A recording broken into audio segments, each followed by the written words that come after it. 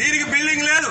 సామాన్యుడు ఇల్లు కట్టుకుంటే 50 గజాల్లోనో 100 గజాల్లోనో జీవీఎంసీ అధికారులు ప్లాన్ పెట్టాలా, ఆ ప్లాన్ కి డబ్బులు చెల్లించాలి జీవీఎంసీకి. మళ్లీ కింద స్థాయి అధికారులు పోస్ట్ వెరిఫికేషన్ పేరుతో వెళ్లాలి. వాళ్ళు ఓకే అంటేనే పునాదులు తవ్వాలి. అంటే సామాన్యుడికి, వైసీపీ నేతల కార్యాలయాలకి మీరు చూడండి, వీళ్ళు చేసిందంతా కూడా గత 5 ఏళ్లలో అక్రమాలు, అక్రమ నిర్మాణాలు, అవినీతి. దాని నిదర్శనం ఈ కోడిగుడ్డు మంత్రికి కోడిగుడ్డు మీద ఏకలు పేకడే పని అని చేస్తా ఉన్నాడు ఆయన.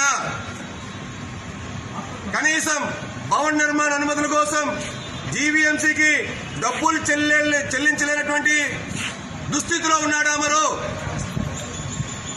పవన్ కళ్యాణ్ గారిని అసెంబ్లీ గేట్ కూడా తాకమని అన్నారు ఈ వైసీపీ మాజీ మంత్రులందరూ కూడా.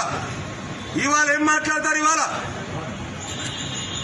నిజాయితీకి, నిష్పక్షపాతంగా ప్రజల పక్షాన ప్రజా సంపదని, ప్రభుత్వ సంపదని కాపాడడానికి జనసేనాని పవన్ కళ్యాణ్ గారు ఇవాళ రాష్ట్ర ఉప ముఖ్యమంత్రిగా ఉన్నారు. నారా చంద్రబాబు నాయుడు గారు రాష్ట్ర భవిష్యత్తు కోసం ఇవాళ కూర్చొని ఉన్నారు. రాష్ట్ర ప్రజలు అందుకే పట్టం కట్టారు. కాబట్టి ఈ అవినీతి అక్రమాలు ఒక్కొక్కటిగా, అవినీతి అనకుండా అయినటువంటి అమర్ది పూర్తి స్థాయిలో వెలికితీస్తాం. అమర్ యొక్క అవినీతి అక్రమాలకి తాడదీస్తాం.